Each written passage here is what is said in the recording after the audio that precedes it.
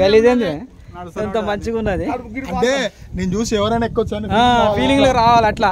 చూడు ఎంత ఎంత పైకి ఎక్కినాం చూసుకో.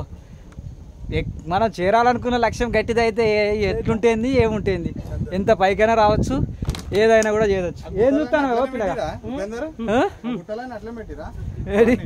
గుట్ట పేర్చినట్టే ఉన్నాయి, అక్కడోటి అక్కడోటి అక్కడోటి అక్కడోటి పేర్చినట్టే ఉన్నాయి. మొత్తం అన్ని వింతలే ఉంటాయి కదా, ప్రకృతి సహజంగా ఏర్పడ్డాయి ఇవన్నీ. అడవి అయిపోయింది పని మొత్తానికైతే సాహసం చేసినాం. ఇప్పుడైతే ఒక బాటలు నీళ్లు సరిపోయినాయి కానీ ఎండాకాలంలోనైతే 2 బాటలు పెద్ద బాటలు నీళ్ళు తెచ్చుకోవాలి. అవును, ఎందుకంటే ఎండ ఎక్కువ ఉంటుంది కదా, దాహం ఎక్కువ వేస్తుంది కాబట్టి. చూడవచ్చు గుండు మీద గుండు. ఇది కూడా బాగానే ఉంది, ఫిట్నెస్ అద్భుతంగా ఉన్నది. కానీ అక్కడ పడితే అక్కడ ప్లాస్టిక్ కవర్లు ప్లాస్టిక్ బాటర్లు పడేసిర్రు.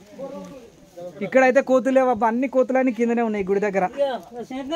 ఏం చేసుకుంటామే? ఈ నీళ్లను తీసుకువెళ్ళండి, 7 పాయలు కలిసి ఉంటాయి కదా, పవిత్రమైన జలం అన్నట్టు జలం. అవి నీళ్ళ అందుకెట్లా వచ్చాయి, అందుకెట్లా వచ్చాయి? ఈ గుట్టలు పట్టుకొని గుండ్లు పట్టుకొని జాగ్రత్తగా ఎక్కాలి, లేకపోతే కొంచెం మిస్ అయినా కూడా పడతాం. ఫ్యామిలీతో వచ్చింది. అసలైన దైవభక్తుడు అంటే ఆయనే. అమ్మా బస్కి వచ్చింది.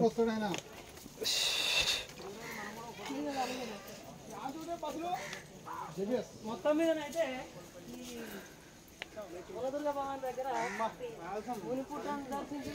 ఏడుపాయల దుర్గమ్మ కొండపైకి ఎక్కినాం.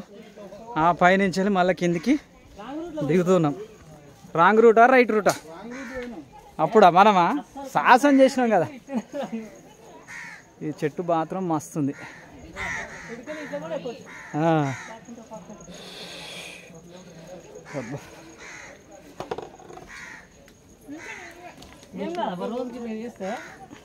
రోజు ఒక్కసారి ఎక్కి దిగితే అయిపోయి అన్ని ఆయాసం అన్ని పోతాయి. రోజు గుట్టెక్కి దిగితే కథ సర్వరోగ నివారణ అవుతుంది. మామూలుగా పల్లెటూరులో ఉన్న వాళ్ళకైతే అలవాటే కానీ సిటీ కల్చర్ వాళ్ళకి మాత్రం కొంచెం ఇబ్బంది. అమ్మా చూడు తనకైతే అయిపోయింది.